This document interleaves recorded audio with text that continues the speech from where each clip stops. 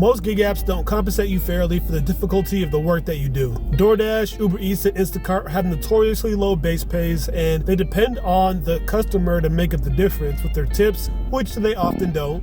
Grubhub does marginally better by considering mileage in your offer amount, but they still throw out a bunch of crazy lowball offers. Now, Ship, to me, one of the better shopping apps. They take it up a notch by also considering their estimated time they think that it'll take you to shop that order. But ultimately, there's only one gig app that I'm aware of that compensates drivers for the amount of mileage to the customer, the amount of mileage to the store, the number of items they're delivering, the weight of those items delivering, and all at a reasonable rate, which if you really think about it is any rate, because most gig apps don't compensate you at all for any of those factors. By compensating drivers for mileage, weight, and quantity, the driver is more fairly compensated for the amount of effort that it will take to complete delivery of that order.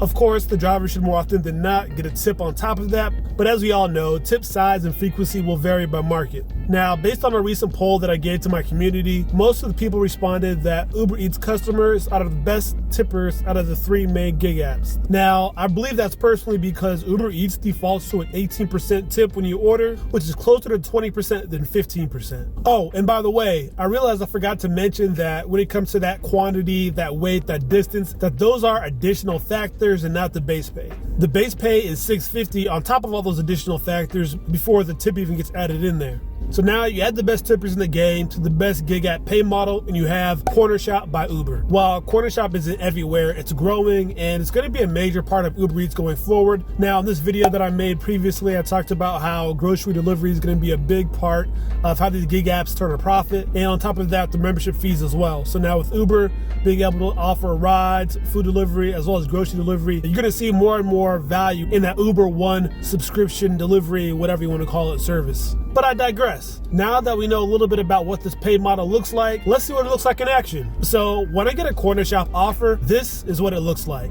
I see mileage to the store, I see mileage to the customer, I see the number of items on the order, I see the customer zip code, which by the way is probably one of the biggest downfalls of Cornershop, is that you get some information about where you're gonna go deliver at, but you're not able to see the exact location of where you're delivering at. Now, if you live in an area where there's some locations you don't wanna go, it's gonna be dicey for you, just to be honest. And while I'm talking about some of those dicey things, although you see the number of items on the order, you don't see what those items are. Nonetheless, you are given the weight of the order. So kind of using the number of items as well as that weight, you could do some basic math and find out like what's the average weight per item on the order. If you saw like say 70-pound order, but only saw maybe 5 items on there, you would kind of know that that's going to be some heavier items. You could expect that to be in cases of water, things like soda, etc. Versus when you see that lower amount, like that 2 or 3 pounds per item, you expect it to be things like dry goods, canned goods, things like that are pretty easy to shop for and lift. And lastly, although it says that the tip is included in the estimate, kind of got to take 2 things away from that. Number one, that this is an estimate. So the number of items in stock or will be out of stock, you don't know that. So therefore, you don't know what the weight will be. And also they're guesstimating on the mileage to the customer, the mileage to the store. But what that really ends up being, you won't know until after you've completed that order. Additionally, the tip amount is an estimate as well. It's just guessing based on the amount the customer ordered, but it's guessing what that tip will be, right? You know, with all this guessing, the question then becomes, how accurate are these estimates? Using the same offer, let's break it down and see what they estimated it to be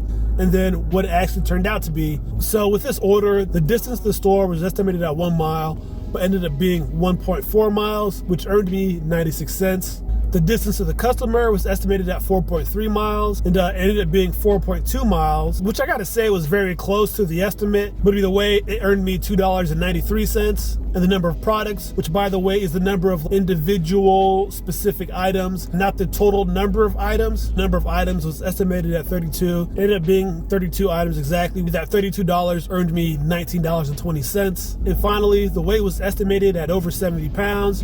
And this one was a bit off because it ended up being just around 50 pounds, which is like way off, you know. Ultimately ended up earning me $4 for that though. Now add in that Cornershop base pay of $6.50 on top of that. And for this order, I earned about $33 for Cornershop before we even factor in the customer's tip. Now, as we mentioned earlier, that tip is included in the estimate. So we can kind of do the math and see that basically if I was paid $33 and they estimated it was going to be $43, they estimated the tip to be around $10. But what actually happened is the customer blew that out of the water, so I ended up getting tipped $18 on the order. So my final pay ended up being over $50 for that order. But I mean, even if it was a no tip order, I still would have gotten paid $33 for completing this order. Like, could you imagine if all the other gig apps use this pay model as well? But let me know, what do you think of this pay model, and is this the best gig app pay model? If you want to see this pay model in action, then watch this video now.